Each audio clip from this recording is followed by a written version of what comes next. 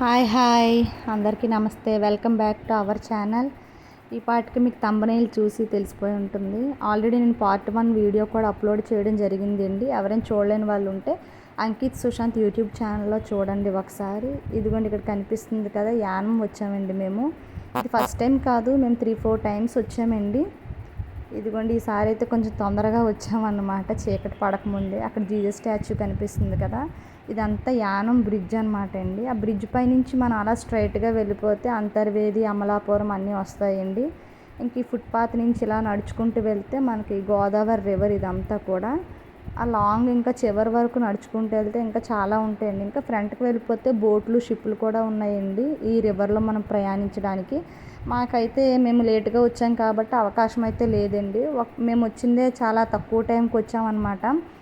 ఇదిగోండి యానం గురించి చెప్పుకోవాలంటే మాత్రం యానం అనేది ఒక స్పెషల్ ప్లేస్ అని చెప్పుకోవచ్చండి. ఎందుకంటే యానము భారతదేశంలోని పుదుచ్చేరి కేంద్ర ప్రభుత్వం పాలిస్తూ ఉండేదండి. అంటే సెంట్రల్ గవర్నమెంట్ ఆధీనంలో ఉందండి. ఇప్పటికి కూడా యానం అనేది ప్రత్యేకంగా సెంట్రల్ గవర్నమెంటే పాలిస్తూ ఉంది.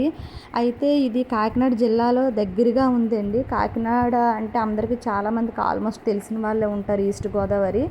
అక్కడ నుంచి అయితే కాకినాడ వచ్చి అక్కడ నుంచి యానం మనకి దగ్గరలోనే ఉంటుందండి. ఒక 30 కిలోమీటర్స్ ఉంటుంది.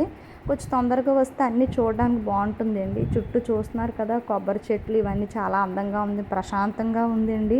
ఫ్యామిలీతో టైం స్పెండ్ చేయడానికి ఇక్కడైతే చాలా బాగుంటుందన్నమాట. మీరు కూడా మీకు వీలైనప్పుడు ఎప్పుడైనా టైం దొరికినప్పుడు ఫ్యామిలీతో ఎప్పుడైనా ఇలాంటి ప్రదేశాలకు ఒక్కసారైనా రండి పిల్లల్ని తీసుకొని.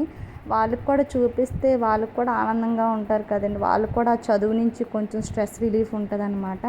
నేనైతే ఎక్కువ పిల్లల్ని స్కూల్కి పంపించాక ఏదైనా హాలిడే దొరికితే వాళ్ళకి బయటకు తీసుకొచ్చి ఇలాంటి ప్లేసులు చూపించాలంటే నాకు చాలా ఇష్టమండి. దానికోసం నాకు తెలిసినంత కొంచెమైన ఇన్ఫర్మేషన్ వాళ్ళకి చెప్తూ ఉంటానన్నమాట. ఈ యానం అయితే కనుక అండి గౌతమి గోదావరి నది తీరంలో ఉందండి. ఒకప్పుడు ఇది ఫ్రెంచ్ వాళ్ళు పరిపాలించేవారండి. అందుకని మనం యానం ఊర్లోకి కనుక వెళ్ళి చూస్తే ఫ్రెంచ్ వాళ్ళు పరిపాలించినటువంటి కొన్ని గుర్తులు అయితే మనకు కనిపిస్తూ ఉంటాయండి, బిల్డింగ్స్ అవి. ఊర్లో అయితే చాలా బాగుంటుందండి. లోపలికి వాళ్ళ కట్టిన కట్టడాలు అవి ఉంటాయి, బాగుంటుంది. ఇక్కడ నుంచి చూస్తున్నారు కదండి, వ్యూ అయితే అదిరిపోయిందనమాట ఈవినింగ్ టైంలో. జీసస్ స్టాచ్యూ కూడా చాలా పెద్దది కనిపిస్తుంది, బాగుందండి.